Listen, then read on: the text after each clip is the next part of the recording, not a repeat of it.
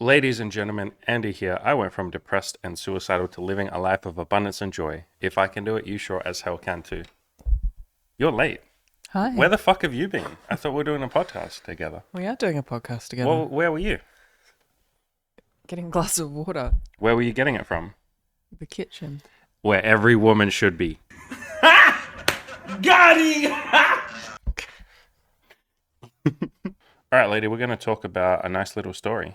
Mm-hmm. You want to start us off? Yeah, so I was at this dinner and there were a bunch of people and everyone was just making conversation. Someone was like, I would like your controversial opinion.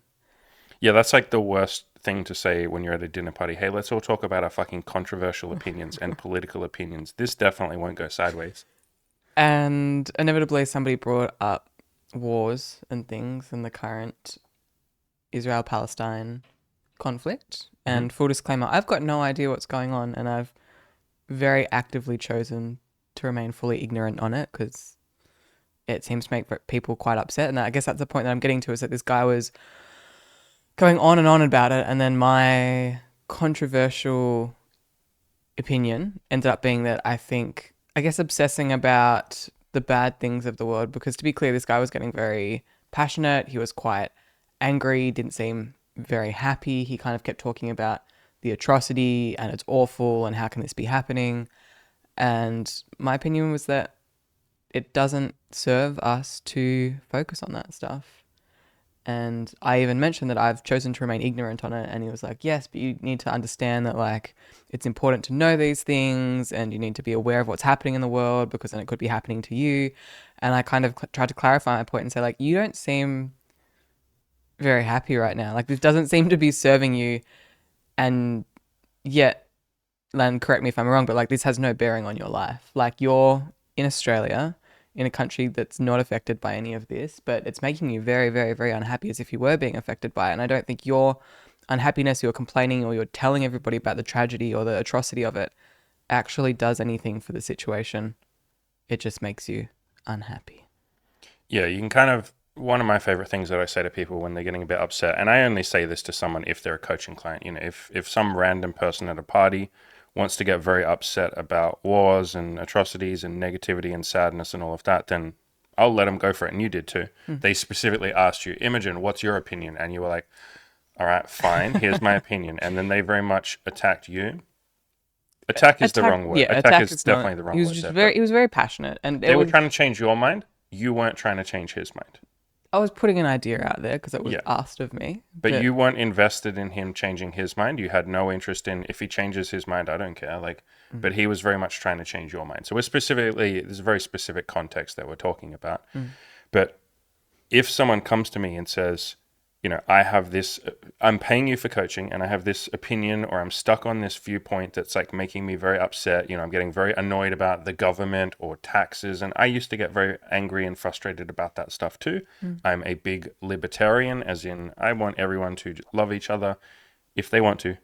And we all be nice to each other and we don't steal from each other and we don't involuntarily have to give up our tax and all of that kind of stuff. Give me that hat back. Your That's voice is very dark, the best hat I've ever worn. and now it's less dark. But in a different context, if somebody comes to me for coaching and I can see that they're stuck on a very particular viewpoint or something that's clearly upsetting them, that has nothing to do with them, like you said, it's a war in some other country, blah, blah, blah, and you can make up reasons why that would affect you, fine, do whatever. But like, if someone is coming to me for coaching, asking me to help improve their life, and I can see that they're stuck on something that doesn't have anything to do with them, it's some external thing that they can't control. This is the basic tenet of Stoicism: control the things you can control, and if you can't control it, let it go, let it be. The rest of the world can worry about that. People can freak out about that. They can get upset and angry, but focus on what you can control, because you're coming to me, and for a lot of you watching, you might be watching this channel to improve your life. And it doesn't necessarily help you to get very stuck on something that you have no control over. You're literally teaching yourself hopelessness. You are teaching yourself helplessness. You're teaching yourself that the world is this scary, dangerous place and I can't control things. I have no impact on them. What if something bad happens to me? And so my favorite thing that I will say to people when I can see that they're stuck on that is I will say, do you want to be right or do you want to be happy? I have a lot of clients that might come to me with holdover bits of bitterness when it comes to women, like they're angry about women. Women are out there and it's so much easier for them on dating apps than it is for me. A lot of you listening might feel like that, and perfectly okay to feel like that. I used to. But do you want to sit there and be right and have your opinion be validated and say, I'm correct, women are bitches, or wars are horrible, everyone's an asshole, the world is horrible, it's negative, Do you want to be right about that? Does that make you feel good? Does that serve you? Does that get you closer to the person that you want to be? Or would you be happier if you let that go just a little bit?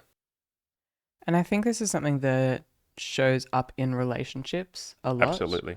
I think a lot of the time when it comes to disagreements or arguments or fights in relationships, it's often like the continuation of a fight comes from the desire to be right, to be correct, to win over the other person. And often, even if you do win or somebody wins, you're not happy because it's not No.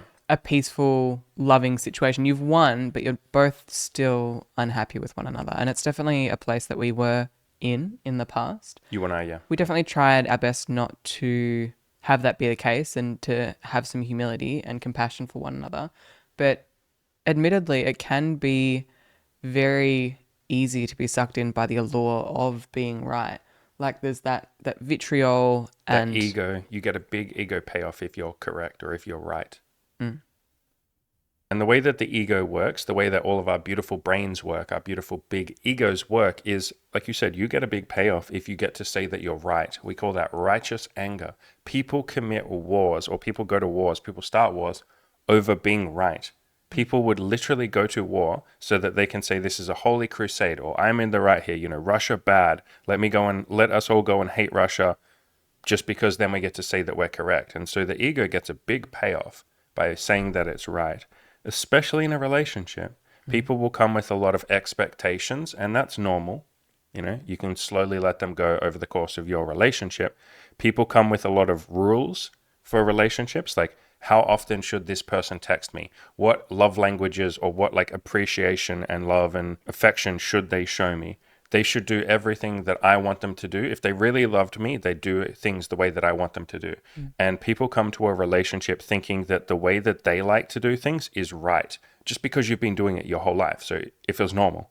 Like we said, that can be the way that you interact with each other. Like my partner needs to look me in the eyes when they talk to me. How many times do you hear this in like sitcoms, or just you probably heard this with other people, where it's like, I wish my husband would turn the TV off and look at me when I'm talking to him. And it's like, that's a rule. Like, he should do this. Or, I wish my girlfriend wouldn't nag me. I used to have that in the start of our relationship. And it's like, you're just calling it nag because you don't like the way that she does things. It's just different. It's not wrong. It's not right. You're not correct and they're not wrong. It's just different. And I think relationships are a beautiful chance for people to come together and let go of their ego if they're brave enough and willing to do so. And that can be a challenge because, yeah, you are letting go of being right. You're letting go of being in the right. You're letting go of being the good person and the other person is being bad. You're letting go of that and you're choosing happiness. Yeah, I guess so. In terms of actually getting started or implementing the idea of choosing to be happy over choosing to be right, I think it's worth starting off by saying like you're not going to be perfect at it, and sometimes you might get too emotional and the desire to be right might kick in. But just start small, and I think if you are having a disagreement with somebody or getting stuck on opinion that's making you unhappy, just taking a deep breath and maybe questioning it and asking yourself like, is this serving me? Is this the hill that I want to die on? Is this worth me giving up my happiness just so I can prove a point and say that I'm right? And you're a big advocate of Byron Katie's The Work. I love Byron Katie. And one of her questions in the work is, who would you be without this story? Or who would you be without this thought, this belief? This attachment. Yeah. And part of that is really getting into that headspace and really taking a breath, maybe closing your eyes and actually picturing what it would feel like if this belief or this attachment or whatever it is just disappears. If it was gone, who would you be? How would you feel? And really getting into that headspace. Often when we've done this process, if you really, really feel it, you actually get a good understanding of like, wow, I'm so much happier. I feel a lot better. I feel more peaceful. I feel this tension leave my body. And I think when you are really able to understand and ideally even feel that without this, my life could be a whole lot better, it actually becomes a lot easier to be like, okay, how can I let go of this? How can I question this belief and remove my attachment to it? Yeah, you're letting go of your ego. This is the dissolution of the ego. And this can take work. It can take effort and practice and intention and devotion because it's something that for most of us, we just haven't ever done before. We're so used to walking around saying that all of our opinions are correct and true and valid, and everybody else is wrong unless they agree with us, and then we say they're correct. And so you are giving up a lifetime of habit essentially when you dissolve the ego. Something else that can really help is you ask yourself the question, will this matter in 5 years from now? Will I care about this 5 years from now? And a lot of the time, the answer is like, no, I won't even care about this a week from now. I'm just being emotional and caught up in being right now. I want everyone around me to tell me that I'm correct. And a lot of the time, we get very caught up and emotional in the moment about whatever it is that we're arguing about. And we think that we care about it. Like we think this is the hill that I'm going to die on. This is important to me. You know, like at that party, the guy that you're talking about, it was so unbelievably important to him that you agree with him and that you change your mind and that you start giving a shit about a war in some other country that you just don't care about. There's lots of stuff in this planet that you just don't care about. Like, you know, you care if you sit there and think about it, but on a day-to-day basis, you're just busy doing your own shit. It's like I could say to all of you right now, do you care about kids starving in Africa? I bet you haven't thought about that for a week or two. Do you care about landslide victims recently? I bet you haven't thought about that. Do you care that in my city, some people were killed, you know, stabbed like a few weeks ago? You probably didn't even know about that, so you don't care about that. Do you care that right now the panda's about to go extinct? You probably didn't care about that. Do you care that the ice caps are melting? Probably not. There's like a billion things to think about. There's just too many things to think about. But if you sit there and say other people should care about the things that I care about, first of all, that's disingenuous because you don't care about all the things that everybody else cares about. You just can't. There's too much of it. But when you believe that thought that the other person should listen to me or agree that I'm right, what you're doing in that moment is you think you care about the issue. Like genuinely, it feels like you do. You're like, no, I just want to be right. Or I wish my partner would agree with me that, you know, they should have put the dishes away.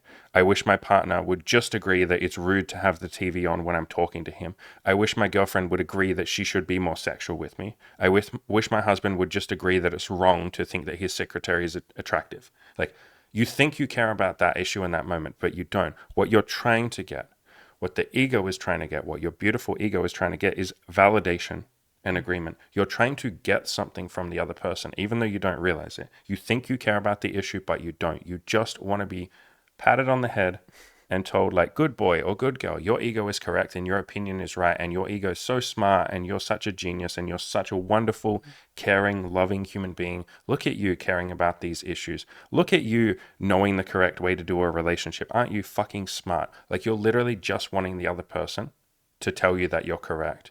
But when we try and get that from strangers, from people, we don't always get that. Like, I think it's an obvious statement that the rest of the world isn't going to always agree with you at all points in time and then pat you on the head and tell you that you're a good person. But when we try and seek that validation or that acceptance from other people, it leaves us hollow and shallow because we're not always going to get it. But if we can instead give that love and that acceptance and that, I guess you could say, validation to ourselves, we don't need it. And so that statement that I just said is a key part of unlocking this, of letting go of this fucking attachment to the ego and needing other people to tell you that you're right or needing other people to listen to you. You literally say, you know, when you're in the middle of an argument or something, in a relationship or like a political argument or something else, you literally say, I believe my own opinion.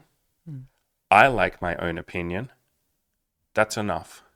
Maybe that's enough. Maybe I'm happy to feel right. You can even fucking feel right if you want to. I'm right. I'm correct. Like you can feel like that. You know, you say, I'm okay that I believe what I believe. And if the other person doesn't believe that, that's okay. They can just believe whatever they fucking want. And you literally choose, and it is a choice, you choose to let go of needing the other person to give you that validation and tell you that you're correct and smart and a genius and wow, you're so like kind and empathetic. You let go of all of that and you say, I'll just give that to myself. Yeah, and a starting stepping stone, and I know this is something that you've given to clients in the past is just practicing shutting your mouth and not inserting your opinion. And you can even, it can just help, even if you have all of these feelings, these beliefs, these opinions, and you're feeling all of them, as you said, you're allowed to feel them, you're allowed to feel like you're right, but just practice as a stepping stone, not voicing that to other people. Like, you're allowed to feel all of it, just don't say it. Or I know that something, this is like an example that you've used when maybe a guy is texting a girl that he's seeing and he's emotional and it wants to be this big long paragraph text, whatever it might be. Even just having like a timeout rule, like I'm going to have 24 hours or 48 hours of I'm not going to send this, I'm not going to reply because I'm emotional. And after a sleep or maybe a few good sleeps, then we can come back to it, because often, especially when you're in that very emotional place, I feel like that's when that righteousness comes out the most. And if you just give it a little bit of time to dissipate, often you can find like, actually, I don't need to say that. I'm not so emotional now, and I can say that I can keep this to myself, and I don't need to try and force the other person to change themselves, because there's a lot of pain and suffering that comes from wanting somebody else to be a different way, especially if they've demonstrated time and time again that they don't want to change. They don't want to be different. This is, at this point in time and for the foreseeable future, how they are wanting to go about their lives. Could you imagine what the internet might be, particularly social media and comment sections? All of you, close your eyes right now if you want to, and imagine what the internet might be if everybody chose to wait 24 hours before they hit send on their messages or their comments. Be really quiet, I think. I think so too. I think it would be a much more peaceful place. And I think all of you, open your eyes now, ladies and gentlemen. You've now been hypnotized. It'd probably be a very peaceful, quiet internet if everybody waited 24 hours before they sent the angry message or the mean comment or whatever that they want to send. And that's basically what we're saying here. And that's something that we've consciously chosen in our relationship. And it's been really difficult sometimes. And we have not always been perfect. We're really good at it now, but we weren't for the first 4 years of our relationship. Is just in those moments where you want to attack the other person, or you want to tell them that they're wrong, or even you want to politely just explain to them why what they're doing is not the best way of doing something, which that's the ego being a little bit sneaky and saying, I'm going to insert my opinion, but I'm being very polite and kind about it. So she or he has to take it very well, but really you're trying to change the other person. Whenever we're in that temptation, or we're feeling that temptation to tell the other person that they're wrong, or that to tell ourselves that we're right, we've tried just literally shutting our mouth. And that's what's been in my head sometimes. I've literally, I don't do it so much anymore. No, that's not true. Sometimes I still do. Where the ego pops up and I'm in my head, I'm just like, Andy, just shut your mouth, buddy. Just shut your mouth. Try shutting. And now I'm much more peaceful and loving about that. But the voice in my head is literally shut your mouth, and I promise you something beautiful will happen. If you just shut your mouth and see what happens, something beautiful will happen. And yeah, I just don't say anything. You talk out your feelings. I don't feel the need to change you. We agree, and you go we almost find mutual agreement, because in everybody's argument there's some truth and some falsehood. That's just, so we look at the truthhood that overlaps and we find agreement there. And then I go, wow, I'm so glad I didn't insert my dumb fuck opinion that I don't actually care about. I'm just being emotional. And it's funny, actually, if you sit with yourself and observe how often, it's almost like a fun exercise, especially if you're trying and it's kind of new for you, realize how often, if you're having a conversation with somebody, your ego wants to jump in and insert your opinion. That's so many moments. And I still, it's something that I practice as well, because I try not to insert my opinion too much. And it was funny, actually, in the example that I brought up in the beginning, I was having a conversation maybe 20 minutes earlier about what you'll notice about me when I'm drunk is that my ability not to insert myself and my opinions goes way down, obviously, because there's reduced inhibitions and the filters aren't there so much. But when I'm, completely present, I can notice how often my ego, again, wants to jump in, wants to insert my opinion, wants to have my 2 cents. And it's not really necessary. And often it's not what people are looking for. And this can apply, it's not just, it's not just sex and dating. It's not just short-term, long-term relationships, whatever that might be. It's also with friends, Yeah. family, colleagues, Work. random acquaintances, like random people that you start having conversations with. Like how much of a cliche is it that like there's like the old man on the train or something that's gonna like talk to some kid on their phone about how they're on their You phone kids too these much. days are always on your bloody phone. It's like, thanks for that opinion. Yeah, like I really appreciate that. didn't ask. Yeah. Like this really can apply in all areas of life, in all manner of relationships or interactions with people. And I think often you also find that people, when you, at least this is something that I've found, the more that I've practiced this, the more people are willing to open up to you If you just like and literally shut your mouth, yeah. share. And sometimes, yeah, I don't love what people open up to me with. Like they might share opinions that I'm not super on board with, but without a doubt, if I quickly inserted my opinion, I wouldn't know that about that And then person. you'd be in like almost a boxing match. Or even they would sometimes, shut down and they would pretend like that's not an opinion of theirs. But if people give you the space to actually share without that being met with criticism or judgment or conflict, people open up a lot more. And obviously I've mentioned it in a maybe not so positive light, but it's also a really beautiful thing because people are more vulnerable. You get to know people a lot better. You do, I think, have deeper, more meaningful, more genuine connections with people. Yeah, and to be clear, we're not perfect with this. Like, I interrupt you on this podcast all the time. Like, I insert my opinion all the time. Like, I do in coaching as well. Like, we're not perfect with this.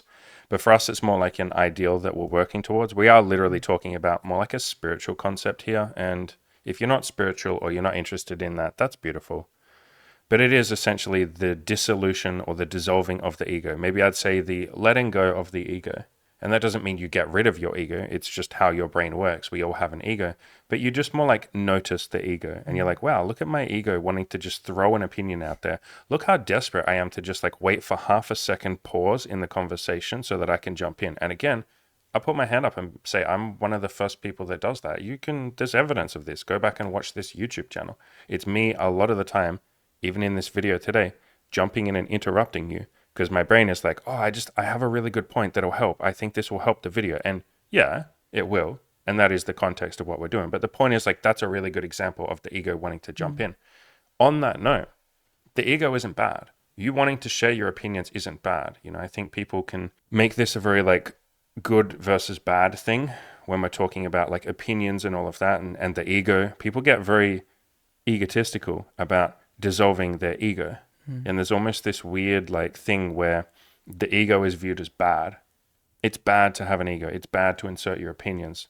That's not how we view it. We're here to love the ego. Ego is just doing its best. It is how we interact with other human beings by default. We insert our opinion. We want to be right. We try and like get from people. We're just trying to be patted on the head and told that we're doing a good job. It's the way our brains work by default.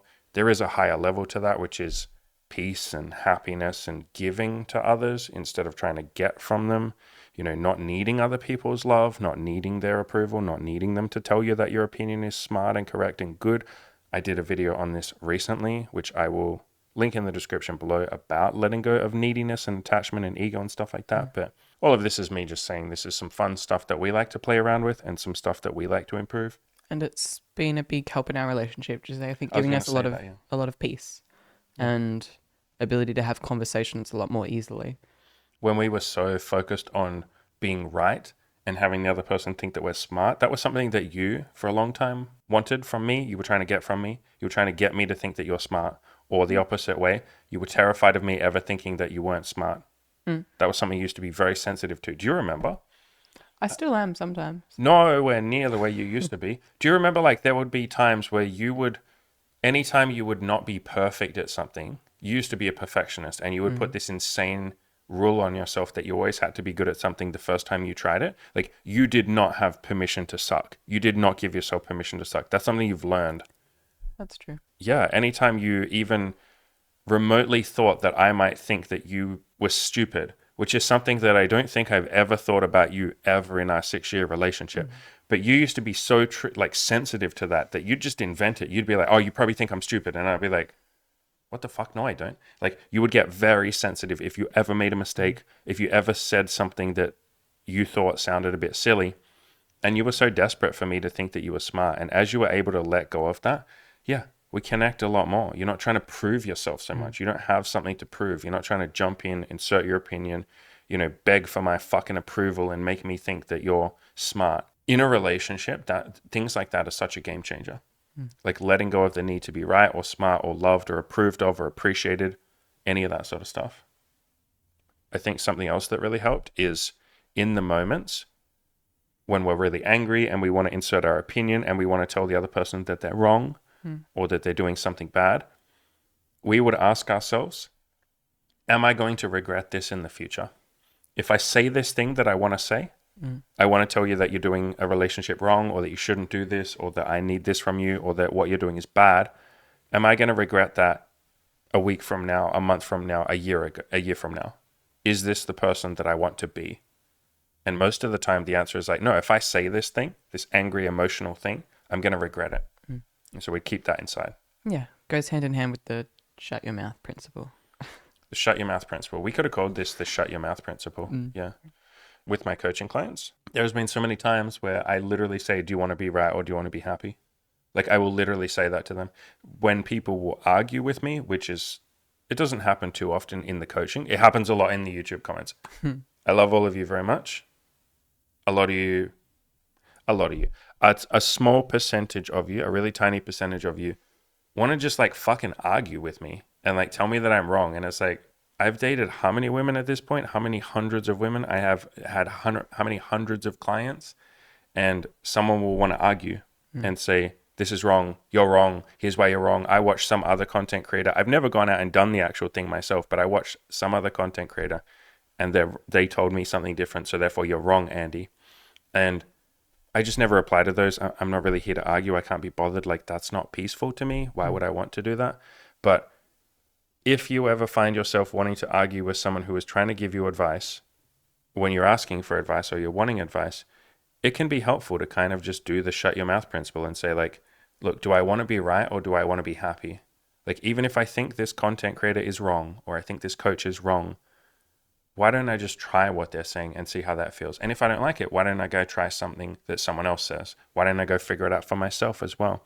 It's this obsession with trying to be right rather than taking action or going out and being happy or letting it go. Yeah. And it almost goes without saying, but none of this is us telling you how you should live your life or that you shouldn't have the opinions that you do have. It very much is just us sharing ideas or philosophies that have been very, very helpful for us in our personal lives and especially in our relationship with one another. Yeah, obviously we're not telling you how to live your life. Nothing on this channel is us telling you how to live your life. But we have a much stronger, much more intimate, much more loving, much more happy being the key word, relationship and individual lives because we don't jump in and feel the need to be right all the time. We're okay with looking stupid and not inserting our opinion. We're okay with other people thinking that we're wrong or that we're dumb or that we're stupid. And not perfect with it. Yeah, we're not perfect with it, but we're very okay with those things. And that means we get to be peaceful. While maybe some other people might be arguing and disagreeing with each other and, butting heads, we're just living a blissfully ignorant, but intentionally ignorant, happy, peaceful life. We're all just over here having a good time, feeling that peace, that love, that good shit, having a beautiful, nice little relationship. Look at this cute girl. Y'all don't know, but I get to date this girl. I think they do know. Oh, you guys know that. How do they know that? But we get a nice little relationship. We get to cuddle each other and just be blissfully happy. And everybody else is arguing and inserting their opinions. And we get to be happy. And that's nice. That was our goal. That's the goal for most of you. Most people want to be happy. But they're so caught up in trying to be right or trying to get approval or trying to get something, validation or whatever, that they forget about happiness. And I think part of it as well, it's not about overnight dissolving every single opinion that you might have. You're not going to delete your ego. You're not going to let go of your attachment to the ego in one freaking single night. Yeah. Yeah. As I think we've said, it can be a matter of just maybe trying this out if you're meeting somebody new for the first time or having quite an in-depth discussion where you're sharing or somebody else is sharing some of their ideas. Just practice, maybe not saying what you think and see how that feels and just letting the other person talk. It might, if anything, might just be an interesting exercise and you can kind of look at how you feel afterwards. I would summarize the whole podcast today by saying choose peace. If you want to, choose peace. That's how you do this. In those moments where you could argue, or you could say you're correct, or you could tell the other person off, or you could be mad at the other person, or you could hold resentment and anger and frustration, choose peace. And it is a choice. You literally just in your brain repeat hundreds of times a day, choose peace, choose peace. So we also have a nice email to share. Someone who's got some nice things to say, which I will read out. So it says, "Hi Andy, I just wanted to thank you. Reading your article on overcoming your depression gave me the motivation to more seriously start trying to fix my life. Though I don't really have depression, rather anxiety, the technique of challenging negative thoughts still applies. There's a lot of resources on the internet about overcoming depression and anxiety, but the majority of them are kind of impersonal and overgeneralized. You telling your specific experience of your struggles and how bad it got makes it more real and impactful. Keep doing what you're doing. It helps a lot of people." That's very sweet. It is. Yeah. And I guess if that's something that you want, like anybody watching out there wants help with, obviously you do offer coaching and you have lots of free articles and resources and videos on the topic as well. Absolutely. I will leave links in the description below to the coaching program. I also have the Play to Win video course, which is a course that I put together talking about all of this shit, really. How to be peaceful, how to be happy. I put together all of my combined knowledge over the last 15 years of self-improvement, everything I have learned, all of the mindset stuff, all of the peace and love and happiness, basically how I can be happy, how I can achieve goals, how I don't take rejection or failure personally. It's called Play to Win. How I Built a Winner's Mindset. And that is yours for whatever you would like to pay for that, whatever you can afford. If that's $50, if that's $1, pay whatever you want to pay for that. Link in the description below. As always, go out there, have fun, crush those goals. And if you want to, practice choosing peace. Ow. You gotta do me now. Kiss me. Kiss me more aggressively. No. Ow. Yeah.